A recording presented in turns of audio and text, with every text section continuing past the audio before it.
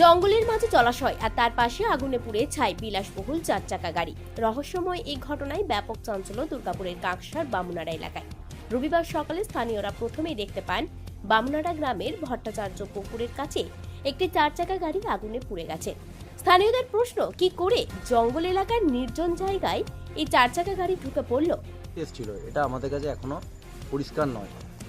আর আমাদের এই বামুনাড়া গ্রামে দিনে দিনে যেভাবে জনসংখ্যা বাড়ছে, বহুতল আবাসনগুলিতে কারা আসছেন, কারা থাকছেন এবং বিভিন্ন জায়গা থেকে কারা আসছেন, কাদের মতোতে আসছেন, এটা আমাদের কাছে একটা প্রশ্নচিহ্ন হয়ে দাঁড়িয়েছে।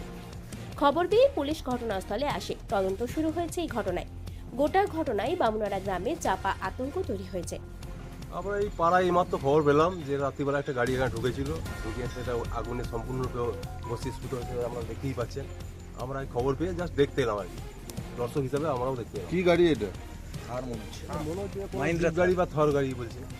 তো পুলিশ এসেছিল? হ্যাঁ, শুনলাম যে পুলিশ এসেছিল, দেখে গেছে।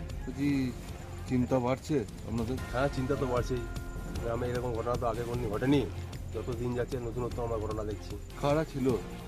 কে ছিল, কারা ছিল সেটাও জানি না। আমরা এই জাস্ট খবর পেয়ে আমরাও জাস্ট, আপনারা যেমন শুনে এসছেন আমরাই শুনে এলাম এই মুহূর্তে। পুলিশ সূত্রে জানা গেছে গাড়িটি বাঁকুড়ার। তবে নির্জন জায়গায় 4 চাকা গাড়িটি কেনই বা ঢুকলো আর কেনই বা গাড়িতে আগুন লাগলো, সবটাই খুঁটিয়ে দেখছে পুলিশ। দুর্গাপুরের কাঁকসার বামুনাড়া থেকে অনুরাধা সেনগুপ্তের রিপোর্ট, খাঁটি খবর।